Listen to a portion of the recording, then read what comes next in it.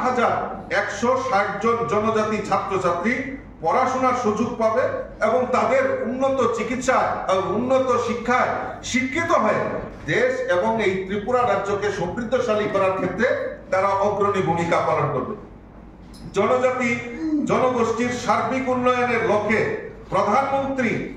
মাননীয় প্রধানমন্ত্রী গত 2রা অক্টোবর 2024-এ ধরতি আবা জাতীয় জনজাতীয় গ্রাম উৎকর্ষ অভিযান নামে একটি নতুন প্রকল্পের ঘোষণা করেছেন।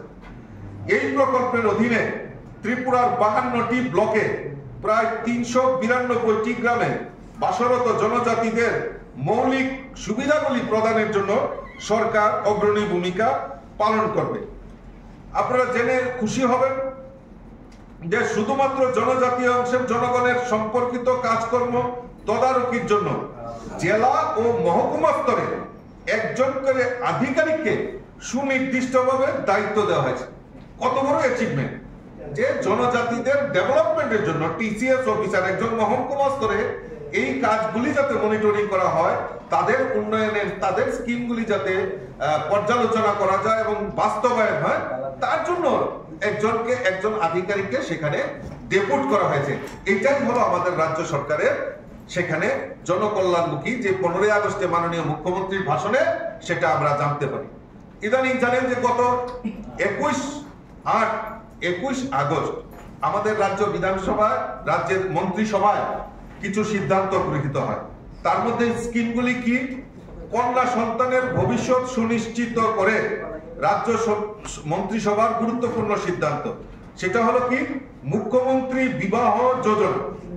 অন্তোদয় পরিবারভুক্ত যারা অন্তোদয় পরিবার রয়েছে তাদের কন্যা সন্তান তাদের মেয়েদের বিবাহের জন্য 50,000 টাকা করে আর্থিক সহায়তা প্রদানের জন্য এরকম গুরুত্বপূর্ণ আর্থিক সহায়তা করবে তার একটা গুরুত্বপূর্ণ সিদ্ধান্ত আমাদের ক্যাবিনেটে নেওয়া হয়েছে।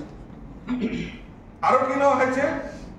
অন্তোদয় পরিবারের জন্য স্বজন বিয়োগ অন্ত্যেষ্টিক্রিয়া সহায়তা স্বরূপ মুখ্যমন্ত্রী অন্তোদয় শ্রদ্ধাঞ্জলি যোজনার অধীনে এককালীন আর্থিক অনুদান 2,000 টাকার পরিবর্তে 10,000 টাকা করার সিদ্ধান্ত ক্যাবিনেটে নেওয়া হয়েছে। আগে যারা অন্তোদয় পরিবার রয়েছে তাদের পরিবারের কেউ যদি মারা যান, তাদের এই যে মুখ্যমন্ত্রী অন্তোদয় শ্রদ্ধাঞ্জলি, তাদের শ্রাদ্ধ অনুষ্ঠান শ্মশান কাজ থেকে শুরু করে তাদের শ্রাদ্ধ শান্তির জন্য এই অন্তোদয় পরিবারের কেউ মারা গেলে তাদের জন্য 10,000 টাকা সেখানে তাদেরকে অনুদান হিসাবে দেওয়া হবে, সেটাও সিদ্ধান্ত হয়। রাজ্য সরকার সমাজ কল্যাণ ও সমাজ শিক্ষা দপ্তরের অধীনে chief minister scheme for mentally challenge person নামে চালু করা হয়েছে একটা নতুন প্রকল্প। সেটা আপনারা জানেন যে যারা মানসিকভাবে দিব্যাঙ্গ ব্যক্তি রয়েছে তাদের মাসিক ভাতা ছিল 2,000 টাকা, সেখানে আমাদের রাজ্য সরকার গত ক্যাবিনেট ডিসিশনে সেখানে তাদের ভাতা 5,000 টাকা করার ব্যবস্থা ঘোষণা আমাদের ক্যাবিনেট ডিসিশনে হয়েছে। তার জন্য মাননীয় মুখ্যমন্ত্রীকে অসংখ্য ধন্যবাদ জানাচ্ছি এবং এই গরিব কল্যাণ যোজনার মাধ্যমে আমাদের সরকারকে সেখানে সহায়তা প্রদান করা হয়। ইদানিংকালে আমরা দেখছি যে এই ত্রিপুরা রাজ্যে এবং বিভিন্ন জায়গায় যে আমাদের যারা বিরোধী দল তো তারা বিভিন্নভাবে ভোট চোর স্লোগান দিয়ে বেড়াচ্ছে। তো ভোট চোর তো তারা যারা আজকে ভোট চোর বলে চিৎকার করছেন, তো তাদের কি নমুনা একটু আপনাদের সামনে ছোট্ট করে তুলে